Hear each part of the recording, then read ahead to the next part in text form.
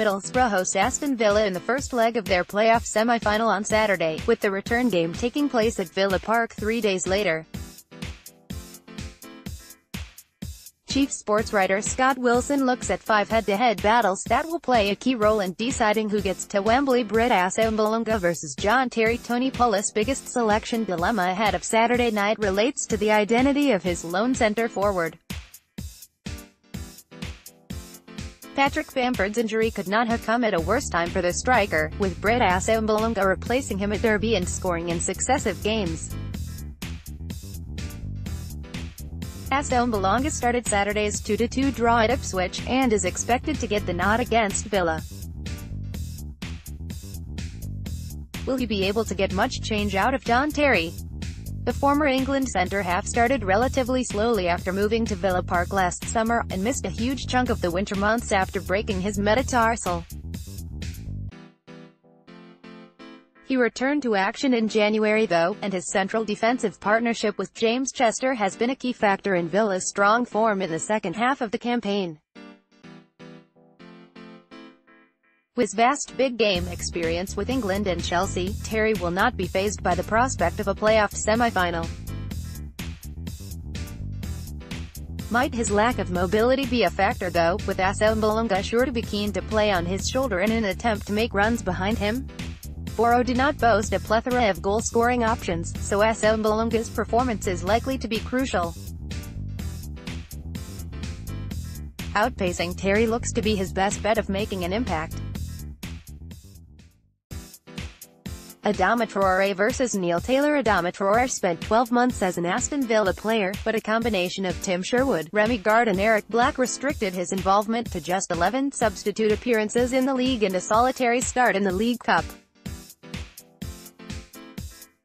Villa couldn't wait to get the Spaniard through the exit door when Boro came calling. One imagines they're kicking themselves now. Like the music executive who refused to sign the Beatles, the Villa hierarchy must have watched Traoré's performances this season with a combination of amazement and regret. Could Boro's wing-heeled winger be about to rub their faces in it once more?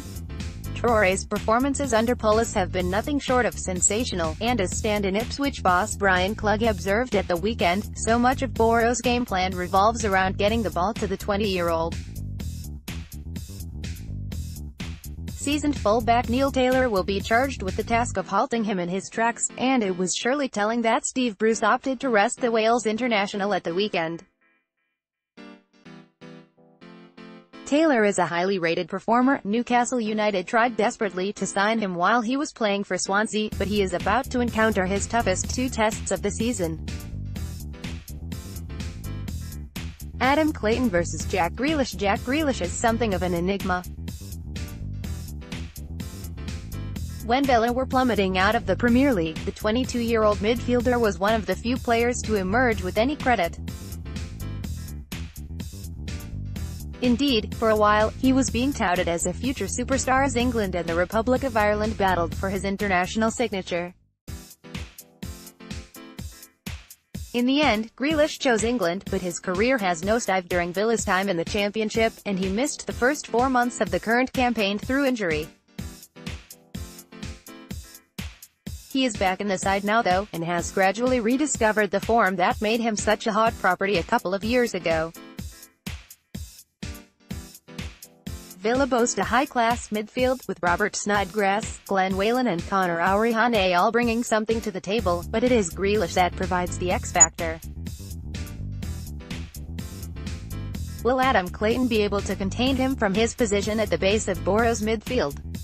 Clayton got the nod over Grant Leadbitter at Ipswich, and has been preferred to Boro's club captain in each of the last 4 games. He is likely to start on Saturday, and boasts greater mobility than his fellow midfielder. He will need it to keep Grealish in check. Daniel Ayala versus Lewis Grabban. Lewis Grabban started the season playing for a team that will be in League One next season. He could end it by firing a different club into the Premier League. The fact he is in the top 3 goal scorers for both speaks volumes for his attacking ability. Graben scored 12 league goals for Sunderland in the first half of the season, a hugely impressive tally given the Black Cats' struggles at the foot of the table. He forced his way out of the Stadium of Light in January, and has added another 8 championship goals since signing for Villa. Scott Hogan started Villa's weekend dead rubber at Millwall, but Graben will almost certainly return to the side to face Boro. The Bournemouth loanee is similar to Assombalonga in that he is a striker who comes alive in the penalty box. Both Ben Gibson and Daniel Ayala will have to be fully switched on to ensure he is not afforded any room. Ayala tends to be the defender that sticks closest to a lone striker, and while the Spaniard is likely to outperform Graben in the air, he will have to prove he can be as effective when the ball is on the ground.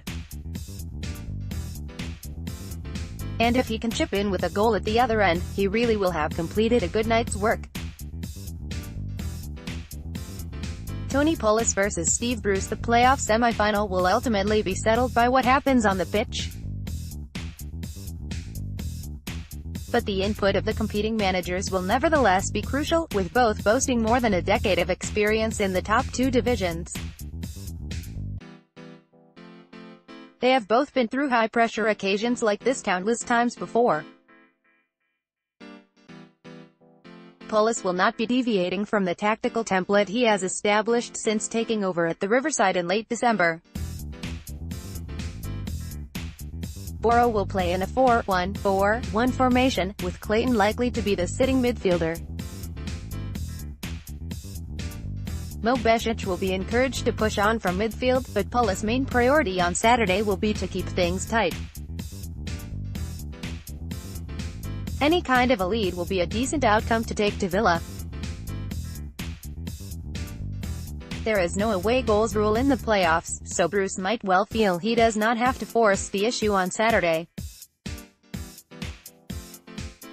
Whelan and Snodgrass will almost certainly be instructed to sit, and Bruce will not be instructing his fullbacks to bomb on.